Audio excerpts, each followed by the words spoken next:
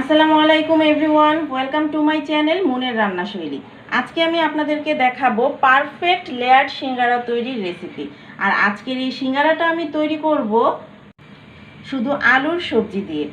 তাহলে চলুন দেখে নেই কীভাবে আমি মজাদার এই পারফেক্ট লেয়ার সিঙ্গারাটা তৈরি করি।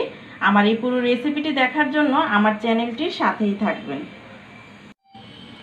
সিঙ্গারা তৈরি করার জন্য সিঙ্গারার খামিরটা পারফেক্ট হওয়া খুবই জরুরি। সেই জন্য আমি এখানে নিয়ে নিয়েছি 2.5 কাপ পরিমাণ আটা। আপনারা চাইলে ময়দাটাও ব্যবহার করতে পারেন। আমি সাথে দিয়ে দিচ্ছি পরিমাণ মতো লবণ, দিয়ে দিচ্ছি 1 চামচ পরিমাণ কালি জিরা। কালি জিরাটা দিলে খুব সুন্দর একটা ফ্লেভার আসে, খেতেও খুব টেস্টি লাগে। যখন সিঙ্গারা কামড় দিলে দাঁতের নিচে একটা কালি জিরা পড়ে, খেতে কিন্তু খুব ভালো লাগে। সাথে দিয়ে দিব 2 চামচ পরিমাণ সয়াবিন তেল। এখন এই সবগুলো উপকরণ তেলের সাথে খুব ভালোভাবে মিশিয়ে নিতে হবে। ময়দাটা যত ভালোভাবে তেলের সাথে মিশবে, খামিরটা ঠিক ততটাই পারফেক্ট হবে। আপনারা নিশ্চয়ই দেখতে পাচ্ছেন ময়দাটা কত ভালোভাবে তেলের সাথে মিশে গিয়েছে। এইভাবে যখন চাপ দিবেন, চাপ দেওয়ার পর যদি এরকম শক্ত একটা তৈরি হয়, তাহলে বুঝতে পারবেন যে তেলের সাথে খুব ভালোভাবে মেশানো হয়ে গিয়েছে। এখন আমি অল্প অল্প পানি দিয়ে একটা শক্ত ডো তৈরি করে নেব। আমি 1 কাপ পরিমাণ পানি নিয়েছি, আর এই পুরোটা পানি কিন্তু আমি একবারে দিব না, তাহলে আটাটা নরম হয়ে যেতে পারে, খামিরটা কিন্তু সেই ক্ষেত্রে পারফেক্ট হবে না। আমি একটা ডো তৈরি করে নিয়েছি, আর এই খামিরটা কিন্তু খুব বেশি নরম হবে না, আমি আগেই বলেছি কিছুটা শক্ত হবে। আপনারা নিশ্চয়ই বুঝতে পারছেন যে আমার খামিরটা ঠিক কীরকম হয়েছে। এখন আমি এটাকে রেখে দিব 10 থেকে 15 মিনিট আলাদাভাবে একটা জায়গায়। তার আগে আমি একটু তেল মাখিয়ে নিচ্ছি। একটু তেল মাখিয়ে নিলে খামিরের উপরের অংশটা আর শক্ত হয়ে যাবে না। এখন আমি এটাকে ঢেকে রেখে দিব 10 মিনিটের জন্য। আর এই 10 মিনিটে আমি এর ভিতরের সবজিটা তৈরি করে নিব। সিঙ্গারার ভিতরের সবজিটা তৈরি করার জন্য আমি এখানে কিছু আলু নিয়েছি। আমি এখানে 3টা বড় সাইজের আলু কেটে ঠিক এইভাবে করে নিয়েছি, আর অর্ধেকটা গাজর দিয়েছি। আপনারা চাইলে শুধু আলু দিয়েও এটা করতে পারেন, বা সব ধরনের সবজি মিলিয়েও ভিতরের এই পুরটা রেডি করতে পারেন। আমি এখন এগুলোকে একটু লবণ দিয়ে সেদ্ধ করে নেব। সো ভিউয়ার্স, আমি এখন চুলায় একটা প্যান বসিয়ে দিয়েছি, আর এই কড়াইয়ের মধ্যে দিয়ে দিলাম আমি পরিমাণ মতো তেল, দিয়ে দিলাম পেঁয়াজ।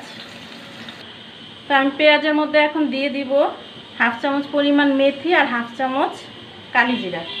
এগুলো আসলে অপশনাল, আপনাদের যদি ভালো না লাগে আপনারা এটা বাদ দিতে পারেন। দিয়ে আমি এগুলোকে হালকা একটু ভেজে নিব। পেঁয়াজটা একটু ভাজা ভাজা হয়ে গিয়েছে, আমি এখন এতে সামান্য পরিমাণ হলুদের গুঁড়ি দিয়ে দিচ্ছি। আবারও একটু নেড়ে মিশিয়ে নিচ্ছি। এখন আমি দিয়ে দিব সেদ্ধ করে রাখা সবজি। এগুলোকে এখন আমি খুব ভালোভাবে একটু মিশিয়ে নিব। সেদ্ধ করে রাখার ফলে এই ভাজিটা করতে কিন্তু বেশি একটা সময় লাগবে না। আপনারা চাইলে একবারেও এই কাজটা করতে পারেন। আর সবজিটা আপনারা আপনাদের পছন্দ মতো দিতে পারেন, শুধু আলু কিংবা অন্য সবজি ব্যবহার করতে পারেন। আমি এখানে শুধুমাত্র আলু এবং গাজর ব্যবহার করেছি। আপনারা চাইলে আপনাদের পছন্দ মতো যে কোনো সবজি দিয়ে সিঙ্গারার এই পুরটা ব্যবহার করতে পারেন। আমি এখন এতে দিয়ে দিব সামান্য পরিমাণে লবণ। যেহেতু আমি এগুলো সেদ্ধ করার সময় লবণ দিয়েছি, তাই এখানে আমি লবণটা একটু অল্প পরিমাণেই দিচ্ছি। দিয়ে দেব কিছু কাঁচামরিচ কুচি।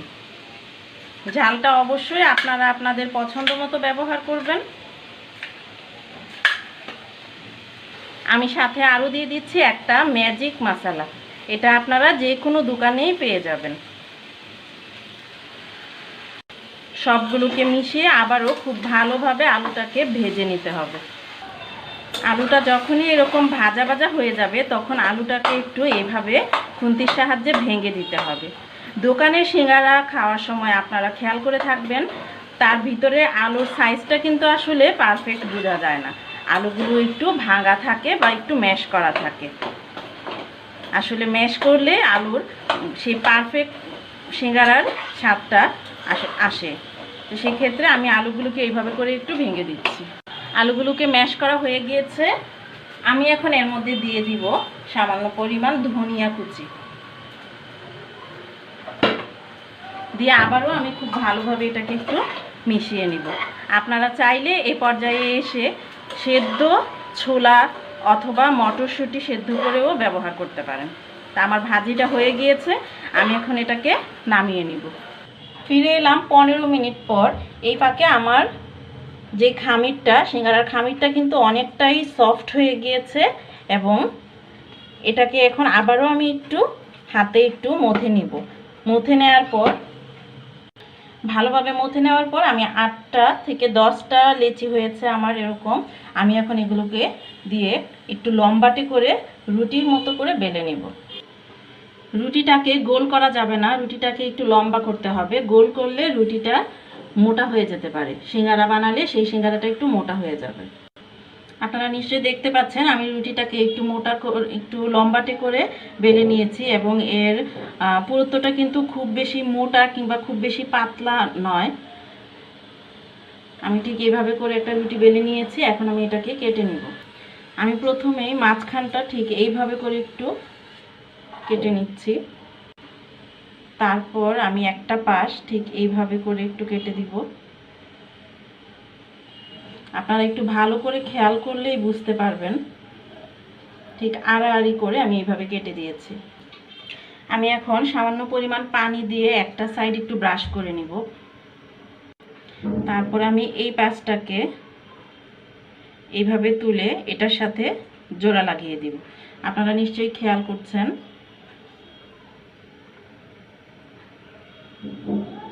একটার সাথে কিন্তু একটা জোড়া লেগে গিয়েছে। দুইটা পাশ যখন এইভাবে জোড়া লাগিয়ে দিব, তারপর আমি এটাকে ঠিক এইভাবে নিয়ে দুইটা পাশ সিঙ্গারা যেভাবে ভাঁজ দেয় যা সেইভাবে করে আমি এই পাশটা জোড়া দিয়ে দিব। এখানে লকটা খুব ভালোভাবে লক করতে হবে যেন কোনো ফাঁকা না থাকে। এখন মাঝখানে যে পকেটটা তৈরি হয়ে গিয়েছে তার মধ্যে আমি দিয়ে দিচ্ছি আলুর পুর। দিয়ে দিলাম আলুর পুর। এটা খুব বেশি পরিমাণে দেওয়া যাবে না, তাহলে সিঙ্গারাটা ফেটে যেতে পারে। এখন ঠিক এটাকে এভাবে ঘুরিয়ে ঠিক যেভাবে শাড়িতে কুচি দেওয়া হয় এইভাবে করে একটু ভাঁজ দিয়ে দিব। আপনারা নিশ্চয়ই খেয়াল করছেন। এখন এইভাবে লক করে দিব, দুইটা পাশ এভাবে লক করে দিব। বাস, তৈরি হয়ে গেল আমার সিঙ্গারা। আপনারা নিশ্চয়ই খেয়াল করছেন সিঙ্গারাটা কিভাবে তৈরি হয়ে গিয়েছে। একে একে সবগুলো আমি এভাবে বানিয়ে নেব। আপনাদের সুবিধার্থে আমি আবারও একটা আপনাদেরকে বানিয়ে দেখাচ্ছি। আপনারা চাইলে এরকম একটা পিঠা কাঠারও ব্যবহার করতে পারেন। ঠিক মাছ বরাবর কেটে নেওয়ার পর তারপর একটা পাশ ঠিক এইভাবে করে কেটে নিতে হবে।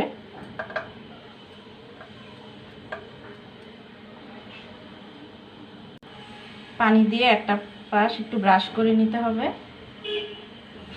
দুইটা পাশ এইভাবে জোড়া লাগিয়ে দিতে হবে।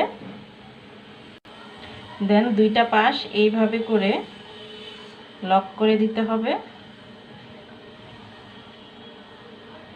মাঝখানে পকেটে দিয়ে দিতে হবে আলুর পুর। এবার ঠিক এইভাবে করে একটা ভাঁজ দিয়ে দুইটা পাশ জোড়া দিয়ে দিতে হবে। বাস, তৈরি হয়ে গেল সিঙ্গারা। সো ভিউয়ার্স, আমার সবগুলো সিঙ্গারা তৈরি করা হয়ে গিয়েছে। আমি সবগুলো দেখতেই পাচ্ছেন এইভাবে তৈরি করে একটা ট্রেতে একটু ছড়িয়ে দিয়েছি।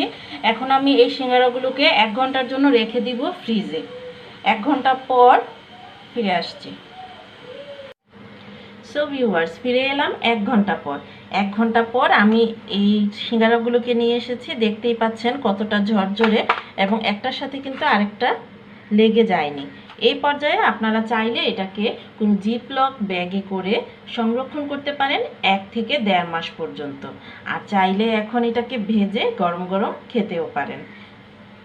আমার এই রেসিপিটি যদি আপনাদের ভালো লেগে থাকে অবশ্যই আমার চ্যানেলটিকে সাবস্ক্রাইব করবেন আর আমার ভিডিওটিতে লাইক করবেন, কমেন্ট করবেন এবং ফ্রেন্ডস এন্ড ফ্যামিলির সাথে বেশি বেশি করে শেয়ার করবেন। আজকে এই পর্যন্তই, আবারও হাজির হব নতুন কোনো রেসিপি নিয়ে। সে পর্যন্ত ভালো থাকুন। আল্লাহ হাফিজ।